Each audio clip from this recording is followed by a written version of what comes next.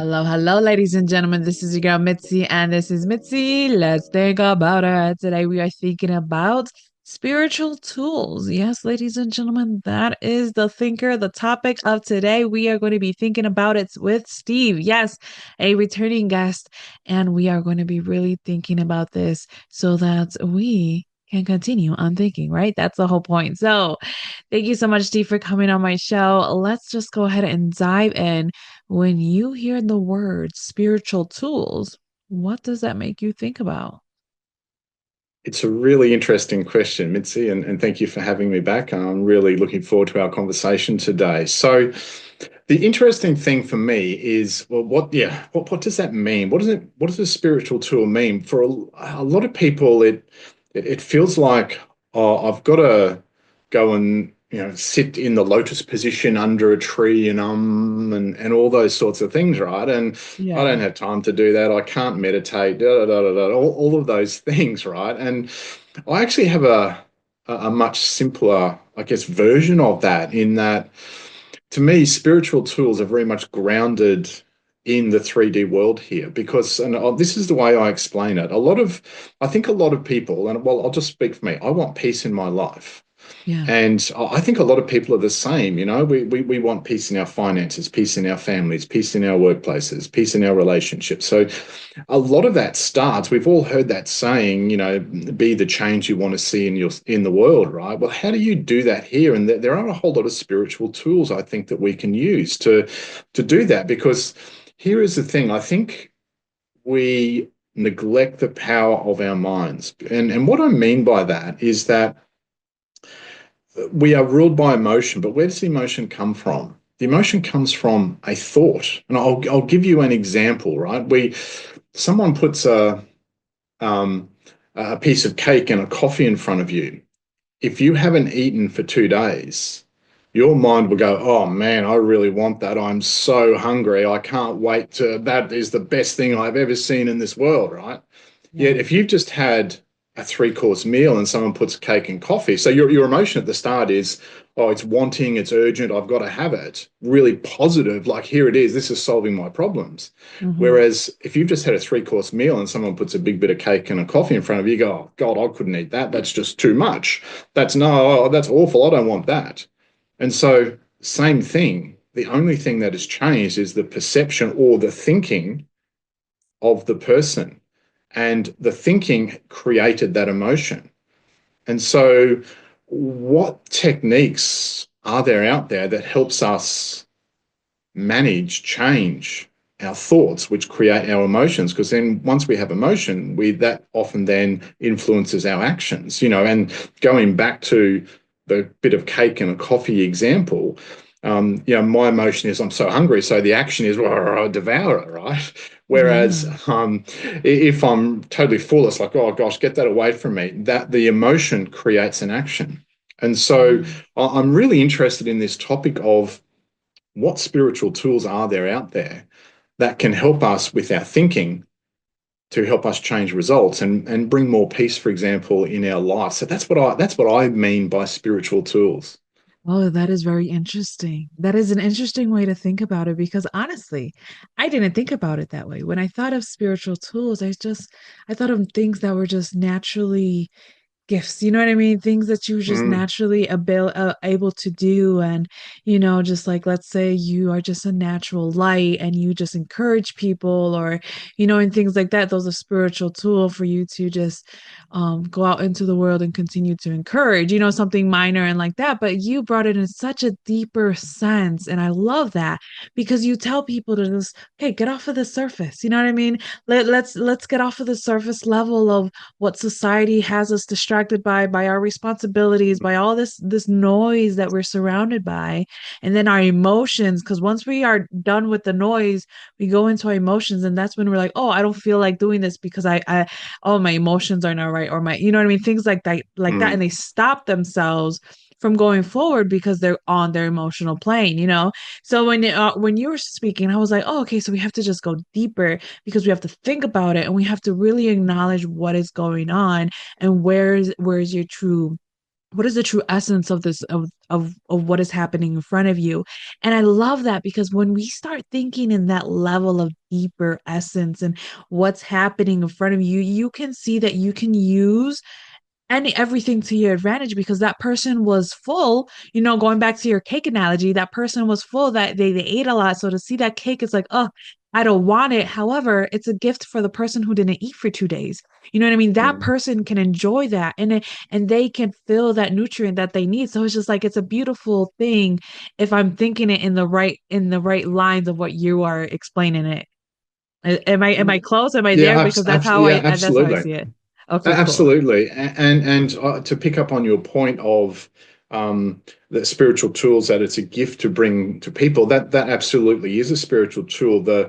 I think the challenge with that, if that's all we see spiritual tools as, is that, oh, I'm not like that, therefore I can't do Yeah, anything about that, right? that's true. That's putting someone else on a pedestal, and I'm down here, and that keeps me down here, and they're up there because they do breath work or they're a healer or whatever. Yeah, I'm not like that, right? And that I don't think that serves anyone. I'll give yeah, you an example of one of my favorite spiritual tools, if you like. One of the things that us humans struggle with is other human beings, right? yeah. Let's be honest, that's the truth. And one of the reasons that we struggle with other human beings is we often get caught in the drama triangle. Yeah, And if you think of a triangle, the there are three parts of any drama or conflict. We can call drama conflict, right? There are three roles to play. There is the persecutor, where I'm going, oh, see, that shirt's horrible. How can you wear that on? And then someone else will come in as the rescuer. How dare you say that about Mitzi? She looks beautiful today. And then you as the victim is, oh, don't say that. I feel terrible. You make me feel horrible. So in any sort of relationship, there are those three dynamics. And it's really interesting to be able to step out of a conflict and go, well, whereabouts in that dynamic? Am I the persecutor? Because we all play all of those roles. Am I the poor victim? You've hurt me, or am yeah. I the rescuer? All three of those are really disempowering. And, Mm. we can run around that triangle our whole lives and go from drama to drama to drama. But I'm saying there is a spiritual tool called the drama triangle. And part of that is when there is a conflict to, like you said at the very start, go within. Whereabouts am I in that drama triangle? Am I the persecutor? Am I the one pointing the finger? Or am I the Yeah. poor victim? How dare you say that to me? It hurts so much. You can't say that. Or am I the rescuer coming along nobly to help someone? Yes, with your Mm-hmm. chin up, and Mm-hmm. all of those have an energy, right? And an emotion behind them, and all of them create a an action, from that emotion. And so I think one of the greatest spiritual tools anyone can have is a three-step change process: is awareness of something, Mm-hmm. go manual, because often we're on autopilot. You see something and you react straight away and jump in, Yeah. right? And then to take action differently. So I'd encourage everyone listening, I call it a spiritual tool, but maybe it's just a life management tool or a peace tool, even, in that, in the conflict, in the drama, Yeah. whereabouts are you, right? We all want Yeah. to we all want to do something. We all want to blame someone else, right? But Yeah. where are you in all of that?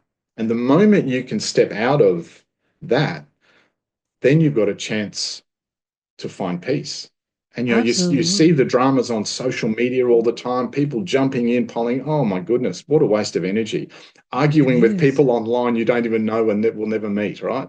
Oh, I know, but your blood is just boiling. You're gonna give yourself a heart attack alone in your apartment or alone in your home, and no one's gonna know just because you're stuck in this drama triangle. Oh, and I love that you put it in that perspective because it's true. If you really think about it, we are always in that one of the three. You know what I mean? And if you deny it, I'm pretty sure if you take a second to think about it, you can think about it and find yourself in one of the three. You know what I mean? And I love that because it's like when you are able to really step out, then you are able to see it from above and find it in a 360 perspective. And man, when you are able to see a situation in a 360 perspective, you get away with the shame, you get away with the embarrassment, you get away with the pride as if you have to defend or you have to be someone's savior. You know what I mean? All of that's Mm, gone. You know what I mean? Because you're just seeing it for what it is. It's like seeing a television screen. It's just a television. Nothing is special about the television until you decide it's going to be special and you make it become special by turning it on. You know what I mean? You are turning on mm, the drama, you are getting yourself in the triangle mix. So it's really great because as soon as you acknowledge that triangle, and as soon as you be like, oh no, I'm in the triangle. Oh no, this is my part. Then that you could take that second and be like, you know yeah. what? I'm not going to stand for this. So it goes back to what you were talking about, your other tools, your spiritual tools. And oh, speaking about that, and I love how in the beginning you said how when we think of spiritual tools in that essence of just being a good person and just helping other people, you really do put other people on a pedestal, and you're Mm, absolutely right because I didn't acknowledge that and I didn't put those two to two together until you worded it the way that you did. Because, man, we do get stuck. And I hope the people who are listening are trying to realize, like, yeah, you have greater tools within yourself that you can utilize. That's not just that something common, you know what I mean? That people are constantly being appraised for or being like, oh, look at them. Oh, oh, wow, the greatness of they are because they know how to do this, this, and this, or they help with this, this, and this. And I'm like, you are great for what you are. You know what I mean? Even if you just buy someone's coffee, or even if you just smile at somebody, or you know what I mean? Even if you just wake up in the morning, give yourself a shower, and just say, you are beautiful. I love you. You are whole. And you tell yourself that, that is something, a tool that people don't realize that they have. So when you were like, oh, maybe it's not a spiritual tool, maybe it's a mindset check or a mindset tool, and like it's kind of like both because you have to get deeper, you know what I mean? In your mind you get deeper and you connect with that spirit within you, you know what I mean? So it's like it's all intertwined together. So it's like when we become deeper within ourselves and ever able to realize like there's something more in general for what's happening in front of me or what's going on around me, then we are able to really take our peace back, you know what I mean, and get that mm, joy back, because I've been working on and learning that happiness and joy are two different things. And when mm, you have joy, destruction could be happening in your life, but you can still hold on to your joy. You mm. know what I mean? So that is something that's truly beautiful. So I have to ask you, what makes it difficult that you've seen other people to try to tap into this knowledge? I think there's an acronym called ANTS, ANTS, Okay. and yeah, that stands for auto negative thinking or auto negative Oh, thoughts. And what that means is all of us have that loop going around in our minds, right? And that says that, I'm not good enough. Oh, I can't do this. I can't do a podcast as good as Mitzi's. I'm not as articulate as that Aussie guy, Steve. Like we all have that stuff, or, oh, the traffic's really yeah. bad today, or I need a raise, I need more money. The interesting thing about ants, auto negative thinking, auto negative thoughts, is that they generally are the same. The ones you're having right now today are generally the same as the ones you had yesterday, which are the same as the ones you had last week, which are the same as the ones you had last month, last year. And until you can recognize that you have this negative loop going on, and it's not always there, it's not always loud, but it's often just there in the background, right? And until you can acknowledge that those ants, those auto negative thoughts, keep you stuck or keep you down emotionally, and we could even say spiritually, Yeah. it's pretty hard to change those patterns. And I would say it's just a thought. A lot of that stuff is just a thought, right? Like I could never do a podcast as good as Mitzi. Mitzi is so good. Well, why couldn't I? That's Yeah. just a thought I'm having. You know, Yeah. um, I'm not ready to do that. Well, no one ever is, right? No one's ever ready to walk. So we get up and fall over, and then we get up and fall over, and then we get up and fall over, Yeah. right? So I'm not good enough. I'm not ready to do this. I can't do whatever it might be. The challenge is Yeah. auto negative thinking. I mean, most people, most human beings, at least in my experience, and I'm like this as well, and I have to manage my thoughts, have ants going on all the time. I've got ants running around up in my head there, right? And until I'm aware of it, until I go manual, I can't change it. And so a spiritual tool is that awareness of the thinking going on in our heads. Absolutely. I think that's beautiful. Yes, I love the acronym. It's very clever because I've heard it as just intrusive thinking, you know what I mean? Just Mm, those intrusive thoughts just like just eating into your head. But when you say it like that, it makes it sound very realistic because it's like a record playing in the background very silently. But mm, when we focus on it and we auto tune to that to what it's saying, then it gets louder and louder and then it gets on repeat and then it goes consistent and consistent and round it goes, round the record it goes. And it's like, are we focusing on that? So back to when you said it makes you focus on what you're thinking. You have to consciously think about what you're thinking. And sometimes people look at me crazy because my husband, he just looks at me because he's like, "What are you doing?" I'm like, "I'm thinking."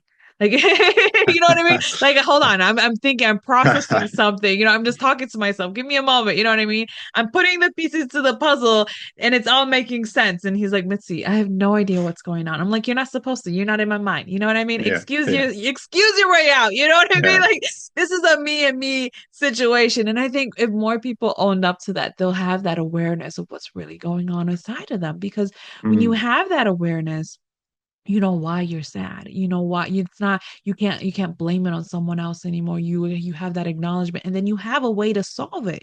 You know what I mean? Then you become a problem solver instead of a victim, and then you don't go into that yeah, drama triangle anymore because now you are ready to resolve that issue because you know it doesn't feel good and it shouldn't sit there. You know what I mean? Or it helps you yeah, explore more reasons of why this is happening. If this is a sign, a pattern, you know what I mean?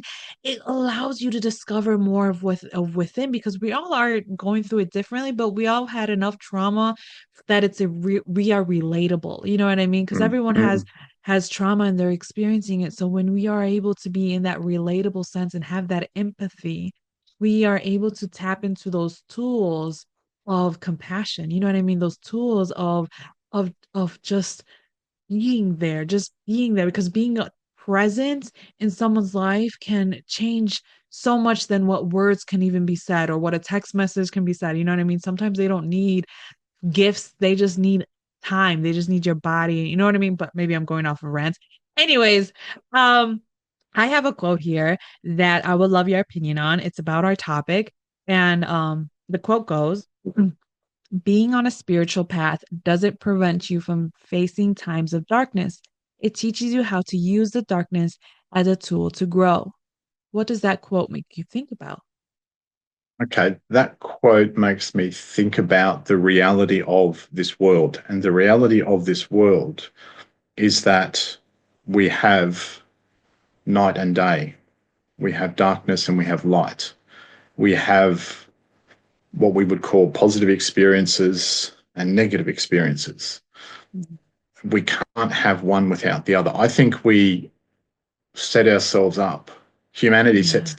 itself up for a great amount of frustration, angst, um, bitterness, hardening of hearts when we only search for what is easy or nice.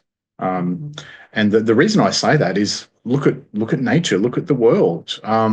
There is summer and there is winter, right? There is Yeah. night and there is day. There is calm and there is chaos. We've just come through a Category 2 cyclone here, and that's a hurricane, as Americans would call, and it was destructive to a point. There were floods. There were, people lost. There was chaos, right? Yeah. And that's a natural phenomenon. That's the world that we live in. So we if humanity tries to control things, if human beings try to control things that are just part of life and nature, e.g., night and day, chaos and calm, Hmm. and not accept and flow with those changes, flow with those energies, man, life's hard. I can't control the cyclone. Oh my God, look at all the destruction. Well, yeah, it's not pleasant, but am I going to be completely and utterly devastated by it?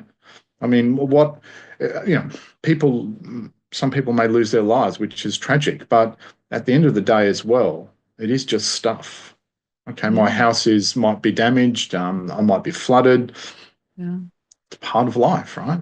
It is. It is. I mean, I've been learning more about the universe, and it is really interesting how you were talking about how, we kind of need it, it's the give and take, and because our Earth is so special and so unique because we rotate, we have a magnetic field, we Mm, have these seasons, we have this night and day. There are other planets that has a sun, but they don't rotate because the sun's gravity is so strong and they're so close that they're stuck in one tilt and they just stay right there. You know what I mean? They're not, so one side of the planet's ice cold and the other side of the planet's completely dry and desert, while the middle has oceans and has waters and has all them and everything. So it just shows like there's has to be balance. And that planet was able to find balance in the middle. And we need to find balance in our middle. You know what I mean? We need to mm, find balance in our lives and our days. And it's like you said, like I have my life, you know what I mean? Like everything else is materialistic. I can replace everything. I can replace paper, I can replace books, I can replace everything else, but I can't replace my life. I can't replace my well-being, and I think that is a just something that if people can just recognize that how important you are as a whole, as an individual, and as soon as you start taking that seriously, that love within yourself will start like spewing out like a volcano and just everyone mm. gets affected. So I think that is most definitely a beautiful note to take into. Thank you. Yeah, and I'm not saying it's not unpleasant, right? It's Yeah. not, disruption is not pleasant, right? But it is also part of life. And trees get knocked over, trees get damaged. Yet we try and control situations. And I often reflect and the ants thinking does this to me, but why do I have at times, why do I have so much trouble changing? Mhm. Why is change so hard? And the reason is because I try and control the outcome. I don't necessarily flow with the rhythms of life. I don't recognize there are dark times, Yeah. and this too shall pass is a really good little spiritual tool to remember, right? When you're in the midst of a cyclone or when whatever the cyclone is symbolic for in your life, Yeah. to be able to not get dragged down into the drama of that and understand that this too shall pass because there is a new day coming or a new Yeah. season coming and everything Yeah. has a season, that can bring peace as well. Hard Yeah, to do that when you're in that absolutely. drama though, right? When it's hard and things are chaotic. I'm not saying it's easy, but it also is an opportunity to step out of that. Like you said, step out of that drama triangle and understand this too shall pass. I will be Absolutely. okay. I will go on. I see it like a belt, like the drama triangles on a belt, and it just goes in circle around your life. Like if you don't step out, you're just gonna continue to repeat it. But 100%.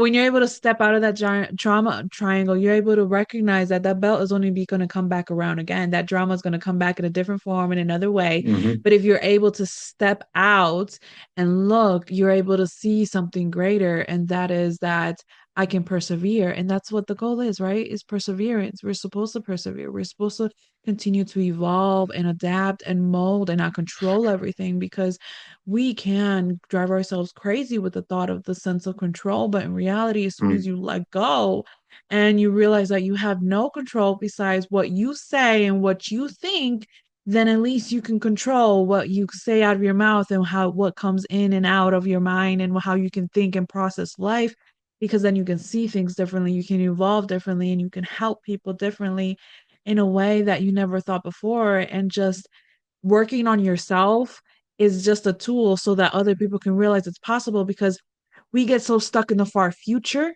that when we Mm. can't change is because you don't realize that you only have today. So if you only had a day, just today, what would you do in that day? Sit in the couch and watch TV and binge watch movies all day? No. You're gonna be like, you know what? I'm gonna go take a walk. You know what? I'm gonna go call somebody, or I'm gonna finally buy that shoes, even if I know I'm never gonna really wear them. At least that will get out of my mind, and I'll have the satisfaction that I own it. You know what I mean? Even if it's the Mm. smallest, pettiest things, like it just means that you have today. You can work on yourself. You can work out. You can breathe. You can take a moment. You can quit your job if you know that's been bothering you. You know what I mean? Stand up for you because you have today. And that is what requires change is today. Do you know you have today to change? If you only knew you had today to change, would you change your today? Would you change your actions? You know, think people don't really think about it that day because they always think about, oh, I just want to be comfortable. Oh, I just want to relax. Oh, I mean, relaxing will come when you know how to manage your day. You know what I mean? And when you manage your day correctly and you are able to coordinate yourself correctly, you can still find time to relax. You can still find time to be at peace or watch a movie. But your main day objective should not be, oh, I just want to chill. I just want to relax. You know what I mean? Like that's not productive because you're never going to change. You're always going to be in that routine. And then you're going to go on that triangle drama belt and you're just going to be running around the belt and not stepping out and really seeing life for the beauty of what it is because it's beautiful and ugly and amazing and disgusting and evil and blessings. It's like everything in between. But if you allow yourself to Mm. experience life, man, life can be so gorgeous. Oh, I'm so sad that time is catching up to us. So I have to say, what can be some lasting words of wisdom that you can leave us off with to keep on thinking? Okay, there's two things. One, I think it's really important to get out in nature, Yeah. and connect with the earth and ground, and whatever that means for you. Going and sitting on the grass in a park, going for a walk on the beach, going out in the woods. Being with nature, even for a few minutes a day, or half an hour, 3 times a week. I think that's a really important one. That seems to do something to our thinking and the we reconnect with the world. I know when we live in cities, it can be hard to do, right? There's concrete and asphalt and et cetera, et cetera. But find some grass, breathe some fresh air, touch a leaf. It's some kind of connection. And the other thing I think is really important, and I think breath is a gateway to the soul. I'll put it that way. So breathing. Often when we're stressed, we breathe really shallow. When was the last time you took a really, nice full, deep breath. The other little breathing technique I like is the box breathing, and it's one of the techniques the Navy SEALs use to calm in difficult situations. And what a box breathing is, it's breathe in for 4, hold for 4, release for 4, hold for 4, and just do that 4 times. If you're stressed and you do that, 1, 2, 3, 4, hold 2, 3, 4, release 2, 3, 4, hold 2, 3, 4. If you're doing that as a rhythm and do that 3 or 4 times, that will change your physiology because the breath is so important. Go from shallow to really deep, calms the nervous system as well. So my thing, a spiritual tool, nature for me is a spiritual tool, and the breath is a spiritual tool as well. Absolutely. I think if it can recenter you Mm, to reconnect within yourself, then it's a tool. 100%. You know what I Yeah. mean? Utilize that. If it's meditation beads, it's if it's a Bible or if it's a certain book or if it's, you know what I mean? Just recognize that tool that gives you that peace. And I think that is something that we can all go off of thinking about, like, what and if it's healthy for you, you know what I mean? Don't confuse tools as addictions and bad habits, you know what I Mm, mean? mm, mm, You know what I mean? Let's recognize that as what it is, you know? So we have to remember, like, if it's good for your well-being, you're not hurting anyone, and you're not convincing yourself that you're not hurting anyone. That's one thing that I realized, that you have those intrusive thoughts, you have those automatic negative thoughts just going on, but mm. if you allow yourself to excuse those thoughts in, then that's also a sign, it should be a red sign that it's not good. Mm, Because if you have to excuse it, then it's not good. Because if it's good, then there's no excuse that you have to not do it or to do it. Does that make sense? You have to mm, you have to recognize that red flag because we can convince ourselves out of a good situation or a good thing for us because those excuses that we do and that we tell ourselves. So it's just like it really all adds up together and it all comes down to, come on, coming back to yourself, having that yeah. awareness, having that moment within yourself to really connect and recognize, oh, what's happening with you, Mitzi? Oh, what's happening with me, Steve? You know what I mean? These are the things that we Mm. have to ask ourselves, these really hard questions. Oh my goodness. Yeah, It's, one quick point, Mitzi, if I may. A lot of yeah. people struggle with meditation. Meditation is beautiful and necessary and a wonderful tool. A lot of people struggle with it. You know, we can't sit in the lotus position and om and all those sorts of things. I'm not a great meditator, I've got to say, but going out into the garden and touching a leaf for a few minutes and looking up at the birds and the sky, that's a form of meditation as well. Don't think it has to Absolutely. be a certain way. Connecting to the universe, to the world, breathing deeply, they're forms of meditation as well. So be very careful of XYZ guru says I have to do this, this, and this to be spiritual or to, to do what, but you follow your instinct with that. If traditional meditation doesn't work, that's okay. Find one that does. Touch a Yeah. leaf, rub your hands on the Exactly. grass. Right. Put some sand in your hands or Yeah, something. I absolutely yeah. agree because my son, he's like that when he's wild up. Sometimes all I have to do is just have him touch nature, a leaf, you know what I Mm, mean, or a tree or a bush or even something soft because I can't get him into something like into nature because we're in a building or something, you know what I mean? I have something soft for mm, him to touch because that touch, you know what I mean, can be a tool to recenter yourself, to ground yourself, you know. So if you need that tool, that is something that you should recognize and tap into and explore, you know what I mean? mm. Like separate the boundaries that people put categories in, you know what I mean? If breath work is that 4 block thing, then try it. And if it works for you, great, utilize that. Yes. Do what feels right with you. You're not gonna wear Mm. skinny jeans if you know they're uncomfortable. You're gonna wear regular jeans, right? So wear regular jeans. I can't stand skinny jeans. I never wear them, right? They're so uncomfortable. That's a Exactly. beautiful analogy because I can't stand them, right? Exactly. I don't want to see you in skinny jeans, Steve. Uh, Oh goodness. Alrighty. So see, there you go, ladies and gentlemen. If you guys want to know more about Steve, because how could you not? I have access to his website on my website. If you're already there, just bloop, click under his lovely photo, and you'll find so many great content, so many great blogs, so much great information for you to keep on thinking and get yourself centered and regrounded again. Because how could you not, right? How could you not? So, with that being said, always, always, always keep thinking, y'all. Bye.